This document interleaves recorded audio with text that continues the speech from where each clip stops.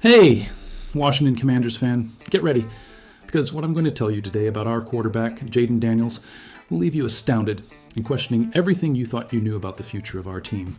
And it doesn't stop there. We have news that will tug at the heartstrings of any fan involving one of our most seasoned warriors. Plus, a move in our developmental roster that may hint at the team's plans for the future. Stay tuned until the end so you don't miss any detail and find out what's really going on behind the scenes. The Commanders have made some strategic moves in our developmental roster, and one of them caught quite a bit of attention: the renewal of wide receiver Chris Moore's contract. This news, which may seem trivial at first glance, actually reveals a bit of our team's mindset regarding roster depth and the search for players who already know the system. It's always good to see the front office thinking about the future and stability. To make room for Moore, the team released wide receiver River Cracraft. These moves are common in the NFL, but they always make us ponder the choices and priorities of the coaching staff. Does Moore have untapped potential, or was the decision mainly about tactical fit? As fans, we always hope that every move is to strengthen the team. Moore, who is 32 years old, was drafted in the 4th round of the 2016 draft by the Ravens. He fulfilled his initial contract and over the years has been a player who bounces between main and developmental rosters on various teams. This experience, even if he's not a superstar, can be valuable for a roster seeking consistency and leadership, especially in a group of receivers. Moore's journey is interesting. He tested the market as an unrestricted free agent for the first time in his NFL career and ended up signing a new contract with the Ravens in 2020. He then signed with the Texans in 2021, was waived, and re-signed to the developmental roster, but managed to earn his spot back on the main roster by signing a 1-year contract for the 2022 season. He's a player who doesn't give up. From there, the Titans signed Moore to a 1-year contract before the start of the 2023 season. In 2024, he signed with the Cardinals but was released in November. Well, that's when the Commanders picked him up, and now in 2025, he's back. This persistence to stay in the league, even after going through multiple teams, shows dedication and passion for the sport, something we greatly value. In 2025, Moore participated in 11 games for the Commanders, and despite limited involvement, managed 10 receptions on 22 targets, totaling 192 yards and 1 touchdown. These numbers, while not spectacular, show that he can be a reliable option in specific moments, adding depth to our receiving core. He's a player who can surprise if given more opportunities. Jayden Daniels is back in the spotlight, and unfortunately, not for the reasons we'd like. The shadow of injuries continues to loom over him, marking his second season with a series of setbacks that have worried all of us. It's heartbreaking to see a talent like his have his development hampered by these physical issues that seem relentless. The discussion about whether Daniels should be rested for the remainder of the season gained traction after he left the field early in Week 14 during the clash against the Minnesota Vikings. The scene was distressing. He took a nasty fall while trying to recover an interception, immediately protecting the arm that, unfortunately, suffered an elbow dislocation. Coach Dan Quinn, even with the unfavorable score of 14-0, opted for caution, and we understand the concern. During his press conference on Monday, Quinn confirmed that Daniels was feeling pain, but did not completely rule him out for the upcoming game against the New York Giants.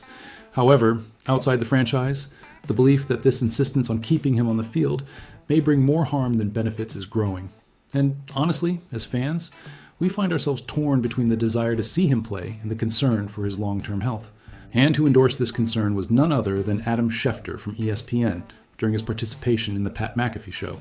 The expert, who usually has the hottest information, believes that the Commanders should take Daniels out of the line of fire, considering how the season is unfolding.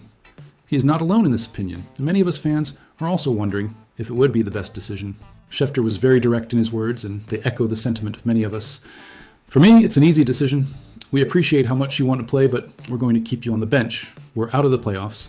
Start preparing for a big season in 2026. But at this moment, the season is out of the Commanders' control. What are we doing? Why are we putting him on the field? I know that football players play, I get it. For me, a guy who has taken so many hits, has had some injury problems, I'm not going to let him play. But that's my opinion, not my team. It's easy for those on the outside to draw these conclusions, and we understand the point of view. But on the other hand, those who have watched Daniels closely this year, even when he was healthy, realize how much he has struggled to find his rhythm. And that, my friends, can only be achieved with practice in a competitive environment, playing for real. After all, at this time of year, almost all players in the league are playing with some pain. If Daniels is truly healthy, he will play. Our former LSU phenom needs game rhythm, needs to improve his reading of defensive formations before the snap, needs to gain confidence before the end of the season, and adjust his playing style. The idea of resting him is not completely unfounded, of course, but still it seems unlikely to happen, even with this latest hurdle. We want to see him on the field, but safely. The Commanders will undoubtedly take all possible precautions with Daniels, as they have been doing all season. But all indications are that the second overall pick in the 2024 draft will resume his position as the starting quarterback at MetLife Stadium, provided the medical team gives the green light. Some may not like that outcome, but it is the reality that presents itself, and we hope he stays healthy and evolves. Now, changing the subject, but no less important, we have news that will leave any fan with a lump in their throat. The humiliating defeat of the Washington Commanders to the Minnesota Vikings was already a tough blow, but what happened to veteran tight end Zach Ertz was even worse. Dan Quinn, our coach, confirmed our worst fears with a brutal update on his situation. Ertz suffered a very hard impact on his leg while attempting to make a catch in the air, and the concern was immediate. The scene was heartbreaking.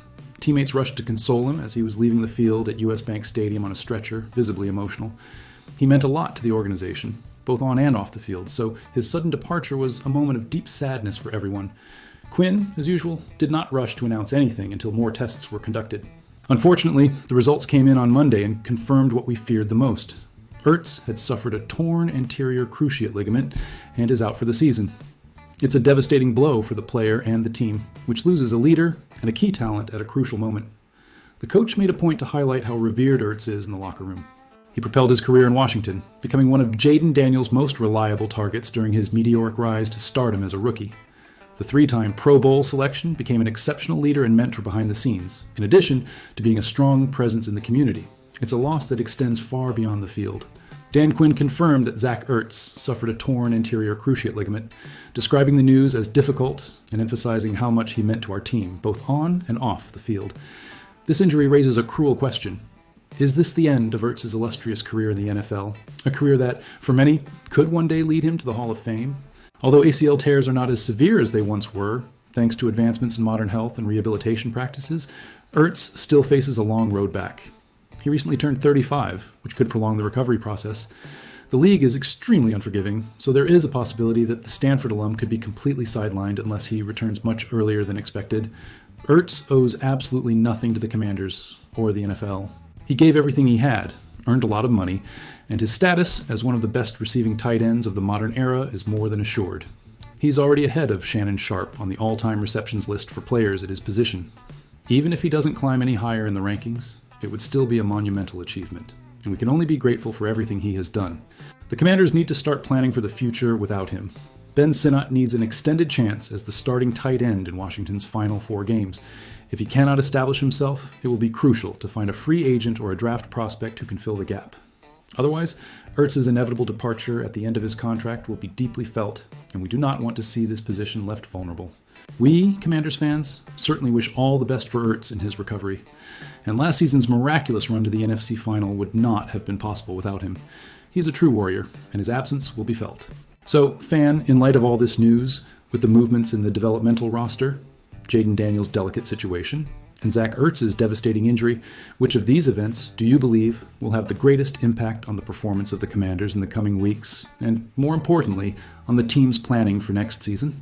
Leave your comment, and don't forget to subscribe to the channel to stay updated on all the news about our team.